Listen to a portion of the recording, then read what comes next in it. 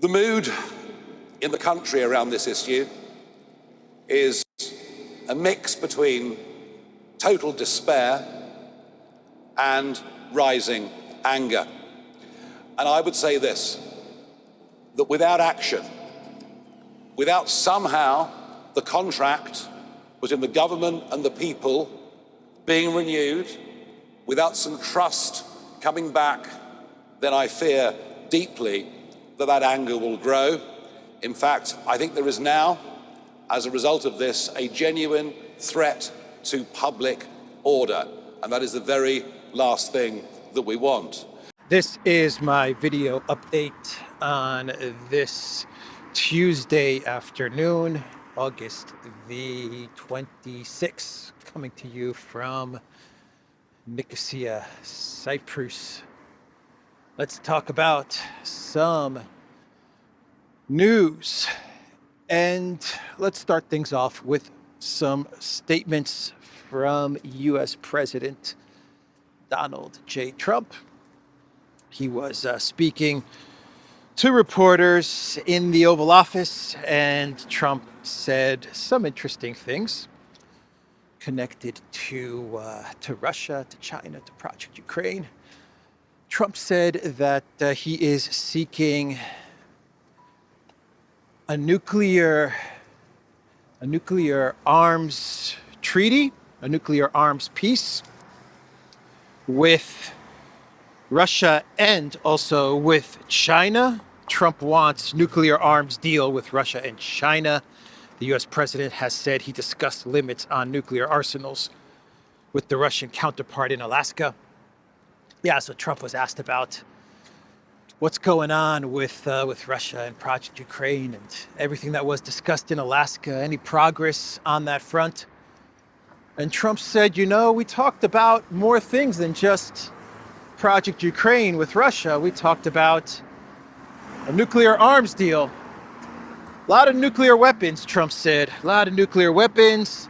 He said that the United States has the most nukes. Then Russia is second. And he said China doesn't have as many nukes, but he said China is catching up quickly, Trump said. And I don't like it. Actually, the official numbers, I believe, are that Russia has the biggest nuclear arsenal, and then the United States, and then China. Doesn't matter, though.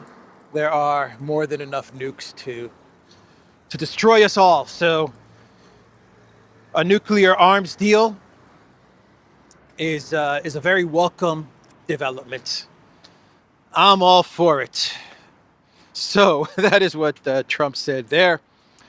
He was also asked about money going to Project Ukraine.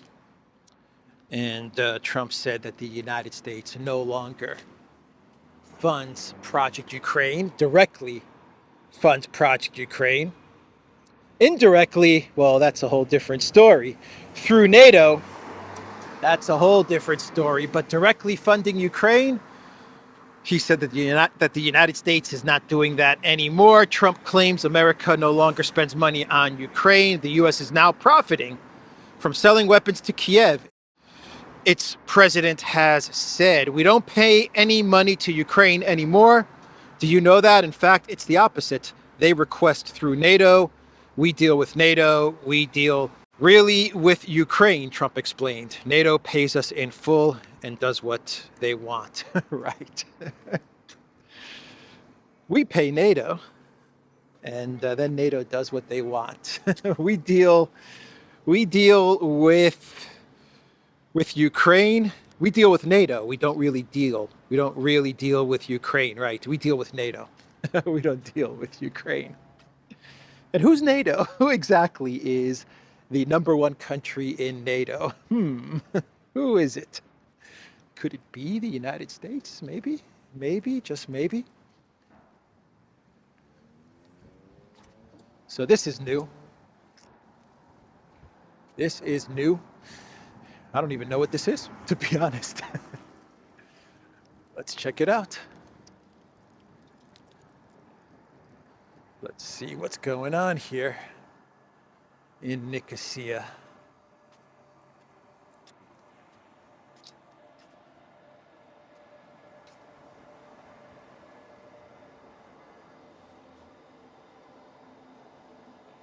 Touch screen is not working.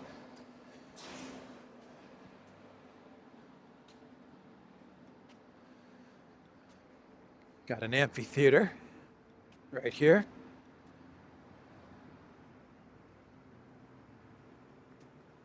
Looks really nice.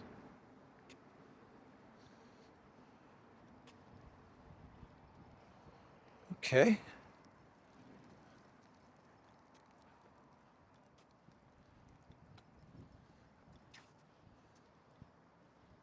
So I'm just trying to see if there's any sign or anything which says what this is. I don't see anything. So the United States is out of the direct funding of Ukraine game. They deal only with NATO. And then NATO does whatever they want. We don't care what NATO does. We don't care. Take the money, NATO. Take the weapons, sorry. Take the weapons, give us the money, and do whatever you want. This has to be some sort of a theater, a new theater or something.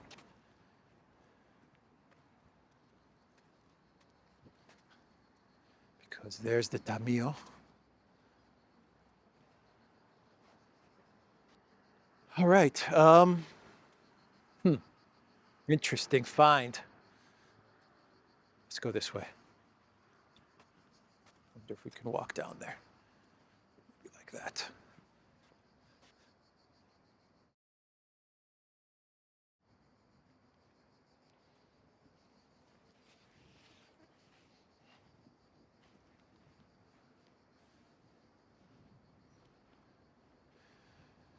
So Trump also said that the U.S. won't play a key role in Ukraine's security guarantees. He said that's going to be done by Europe. Europe is going to give them significant security guarantees, and they should, because they're right there, Trump told reporters at the Oval Office. He added that Washington would remain involved from the standpoint of backup. Security guarantees. I thought Ukraine signed a security guarantee with the United States. Remember when Biden signed a security guarantee with Zelensky? And that was the event where Biden confused Zelensky with Putin. Remember that? That was like one of my all-time greatest clown world moments, when Biden called Zelensky Putin. Oh, Bidenopolis. I wonder what you're up to, Bidenopolis, these days. Maybe you're enjoying the $10 million from your book deal. A lot of people read Biden's memoirs, huh? 500 pages, 10 million bucks for those memoirs. So that was Trump at in the Oval Office speaking to reporters.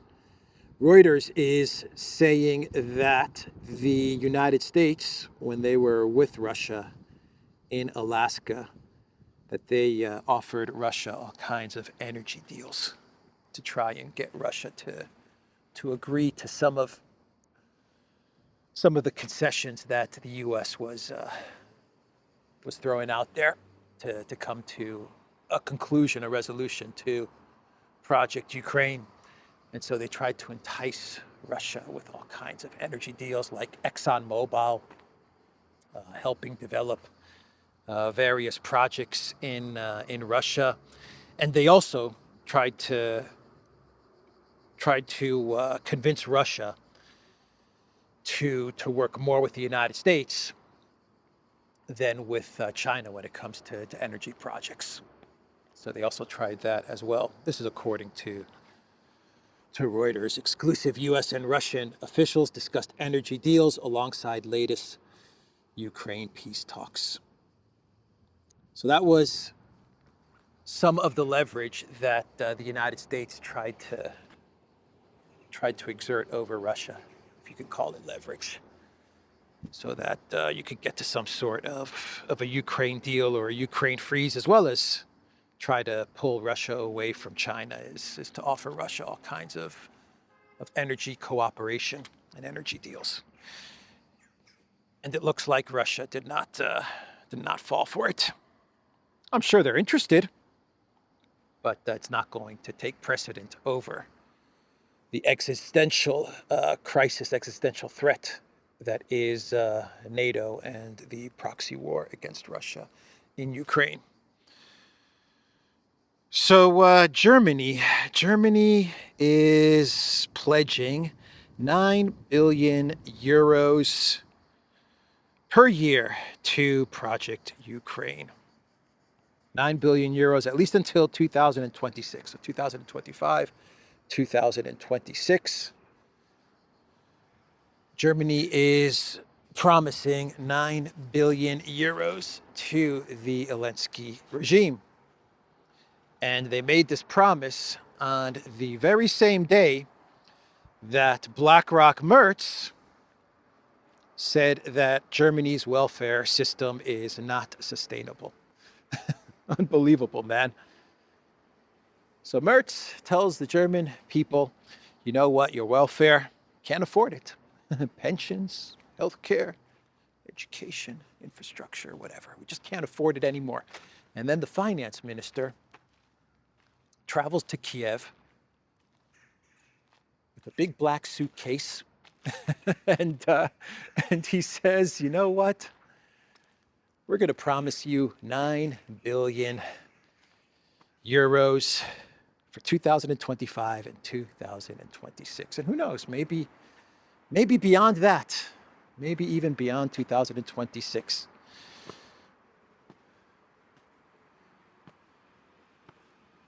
So NATO is also promising 50 billion euros to Project Ukraine.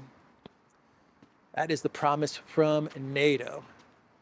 You see, the United States, they just deal with NATO, and then NATO does whatever it wants. NATO does whatever it wants, according to Trump. We deal with NATO. We're not really dealing directly with Ukraine. They purchase the weapons. We make a profit. And then NATO goes off and does whatever it wants. And so, because NATO has such independence, it has such independence, especially from the United States, NATO has decided, let's go up that way actually. NATO has decided to pour in another 50 billion to the Green Goblin. NATO states to send Kiev another 50 billion in military aid. According to a NATO official, the bloc plans to match last year's support to Ukraine despite Russia's warning that it only prolongs the conflict.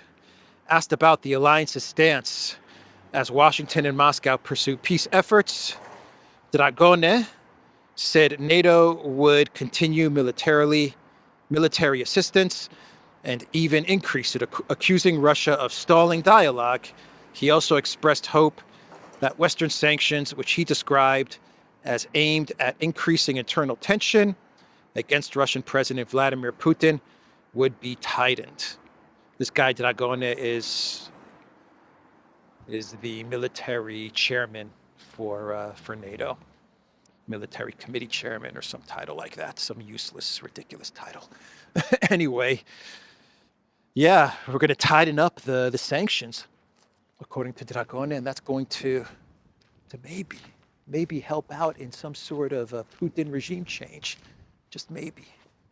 The hope strategy. If we just tighten up the sanctions, just a little bit more, just tighten it. Just tighten the thing, man. Tighten it up a little bit tighter, a little bit tighter. Perfect. That's going to get regime change. I don't know what these guys are talking about anymore. I really don't, man. What sanctions are you going to tighten, Mr. Dragone? Oh, man. So, yeah. Tightening up those sanctions, that'll get regime change. And another 50 billion to Zelensky. We sell the weapons to NATO and NATO does whatever they want, according to US President Trump. And if you believe that, I've got an amphitheater to sell you. Yeah, the US isn't funding the war in Ukraine anymore. They're out of the Ukraine war funding business, according to President Trump. So, what else do we have to discuss here? Europe is collapsing. Europe is in freaking collapse. I believe the government in the Netherlands is about to collapse or has collapsed. The coalition has crumbled or is crumbling. France, the government in France, looks set to collapse. Bayrou, the prime minister, is going to have a no confidence vote for the new budget, which will include all kinds of cuts, social spending cuts, because, well, you got to give money to Ukraine. And so if you're going to give money to Ukraine, the French people are going to have to undergo some austerity, right? Ukraine, money, French people, austerity, budget cuts.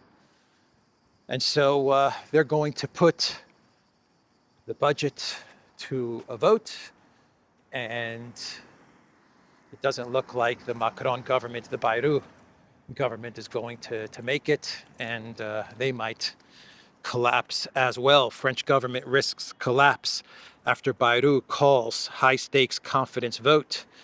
The prime minister is trying to get lawmakers to agree to a painful budget squeeze to help balance France's books. So check out what some French officials, what Bayrou said, and then check out what another French official said about this vote. There are moments in life when only a calculated risk can allow you to escape a more serious risk, Bayrou said. It is a matter of the survival of our state, the image of our nation, and each and every family. One ministerial advisor put a different spin on it. She was overheard saying after the press conference, "It's better to die by suicide than suffer in agony." It's better to self-delete than suffer in agony, according to this unnamed French government minister. So that's the attitude of the French government, of the Macron administration, huh? Might as well self-delete and give more money to Zelensky. Self-delete, but let's give more money to Zelensky for as long as it takes. Yeah, so the French government is in trouble. The UK government is in trouble. The Telegraph reported that the Starmer administration is in such bad shape, the UK economy is in such bad shape, that they may have to seek an IMF bailout. Britain is heading for an IMF bailout, economists warn, as Reeves drags us back to the late 1970s. Yeah, it's all Reeves' fault. Blame it all on her, right? Has nothing to do with Boris Johnson, Liz Truss, Rishi Sunak, Keir Starmer, both conservatives and Labour. Project Ukraine, proxy war against Russia, sanctions against Russia, cutting off the Russian investment and money into the city of London, cutting off Russian energy, which did and does affect the UK. Has nothing to do with any of that. It's all Reeves' fault. Yeah, they're going to try to blame this on Reeves, and they're going to try to say this is because of Brexit, right? That's what they're going to say. If we re-enter the European Union, then everything will be okay. Let's just re-enter the EU and the economy will be fine. That's going to be their solution to this problem. That's the fix that they're going to sell everybody on. And there'll be people that are going to believe it. It's not going to fix it, though. It's just going to make things worse. Let's put Ursula in charge of the UK. Ursula von der Math in control of the United Kingdom. So Keir Starmer's holding on to dear life here. He's holding on to Zelensky, hugging him, hoping that he gets some reverse Zelensky curse effect, taking action, right? If I hug him tight enough, if I get close enough to the Green Goblin, it'll be a reverse Zelensky curse. Good luck. I will get good luck if I really, really hug him tight and I take in a whole lot of Zelensky number 5. The curse will be broken. Better hold on, Starmer. You better hold on tight to Mr. Zelensky.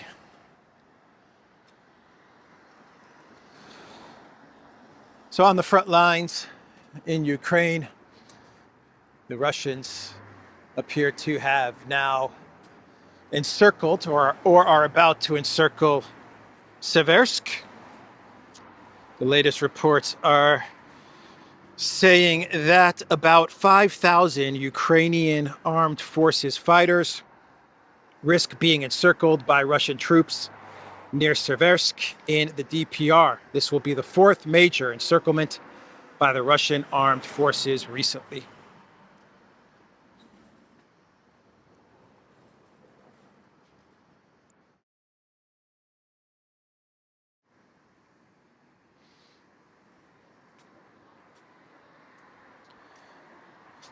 In Poland, the new president, Nawrocki, he is coming up with a Stop Banderism campaign. Banderism or Banderaism. That's the campaign that he's starting up. And basically what Nawrocki is doing is he is looking to prohibit the Bandera flag, the black and red, that flag. He's looking to prohibit the flag. He's looking to prohibit Bandera symbols. I believe he's even going to block Ukrainians who have some sort of sympathy to Bandera, or to kick out Ukrainians who have some sort of connection to Bandera, something like that. It's this whole Stop Banderaism campaign. Polish President Karol Nawrocki proposes not to issue Polish citizenship to those who sympathize with Bandera and Ukraine's UPA. The slogan goes, "Stop Banderism." And this is upsetting Kiev. They're very upset with this campaign, and they're telling Poland, how dare you launch this Stop Banderism campaign. So they're telling Poland, we will not allow this. That is what the Kiev authorities are saying. And Nawrocki, he is actually packaging this campaign as a way to eliminate Russian propaganda, right? Because he's connecting all of this to not only to Bandera and Nazi Germany, but he's saying this is also connected to communism in some weird, twisted way. Nawrocki is saying that this campaign is a way to prevent Russian propaganda. So Orban, he hit back at Zelensky and Zelensky's comments from the other day with regards to the Druzhba oil pipeline, and Orban said that Ukraine does not deserve to get into the European Union. That is what Orban said. Hungarian, one second, let me get onto the sidewalk. Don't want to get hit by a car.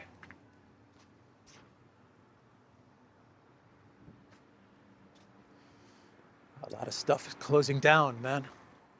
Timberland closed down.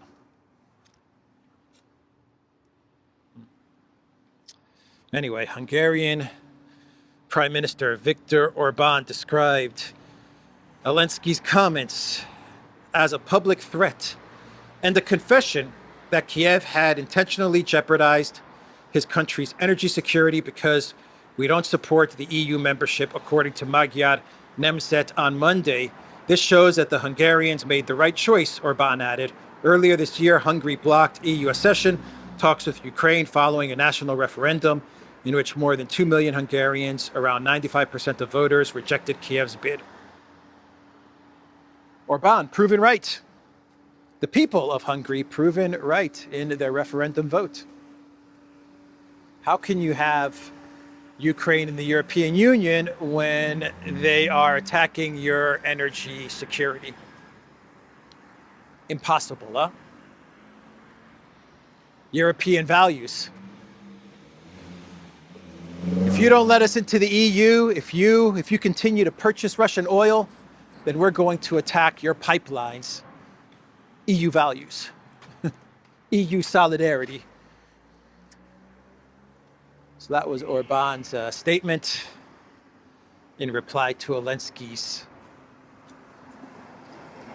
comment from Ukraine Independence Day. His smirk and his smile as he was threatening Hungary. A lot of people talking about Ursula von der Leyen becoming president of Germany in 2027. Merz Mulls nominating von der Leyen for German president. According to Der Spiegel, the post of the German president would be a perfect pinnacle for Ursula von der Leyen's political career. A perfect pinnacle for her political career. Becoming president of Germany. The cherry on top of the shit cake. Oh man. She wrecked the EU. Now it's time to wreck Germany. Or at least she finished the job of wrecking the EU. Now she's thinking about finishing the job of wrecking Germany. It really does sound like Ursula's looking to bail out of the European Union because Europe is crumbling, right? France, Netherlands, UK, everything I've just talked about. It really does paint a picture of a crumbling Europe in the next year or two. And it looks like Ursula is saying, you know what? I need to bail. Maybe president of Germany? President of a crumbling Germany? I don't know. I don't know if that's going to be the pinnacle of Ursula von der Leyen's career.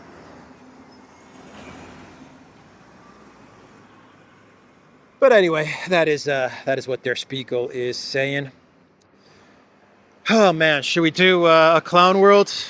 Wrap this video up. This clown world has to do with Woody Allen, who has now been placed on the Ukrainian Mirotvorets. Woody Allen on Mirotvorets. You gotta be freaking kidding me, man. Yep. Ukraine is very upset that Woody Allen took part in a Moscow film festival or a Russian film festival. He didn't even show up in person. He phoned it in, man. Right? He phoned it in to take part in this film festival, and that landed him on the Mirotvorets list. Unbelievable. Woody Allen even had to issue a statement to talk about how art should not be politicized. And he had to come out and say, I don't support the Russian invasion of Ukraine. That's what he said. But you should not politicize art and movies and theater and stuff like that. Didn't help him, though. Did not help him. Oh, that kiosk is also closed.